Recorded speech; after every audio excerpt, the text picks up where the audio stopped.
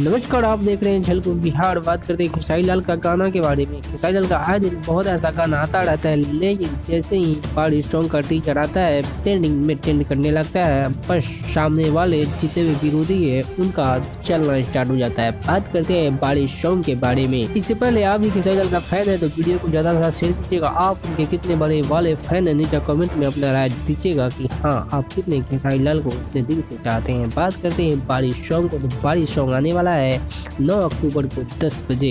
उनके जितने भी चाहने वाले फैन है उस गाने को लेकर बेसब्री से इंतजार कर रहे कि यार सब जो सॉन्ग आने वाला है वो सॉन्ग कब आए, और ट्रेंडिंग में ट्रेंड कराने के लिए जितने भी उनके दर्शक फैन चाहने वाले हैं सभी रेडी है। आप भी रेडी है तो कमेंट में दीजिएगा अपना राय कि हाँ हम भी रेडी है, और वीडियो को शेयर कर दीजिएगा ताकि सभी को पता चले कि खेसारी लाल का गाना जो 9 अक्टूबर को आने वाला है और फिर ट्रेंडिंग में ट्रेंड करने वाला है। तो बस आपसे मिलते हैं नेक्स्ट वीडियो में, बात करेंगे किसी और टॉपिक पर। अभी के लिए इतना ही। जय हिंद, जय भारत।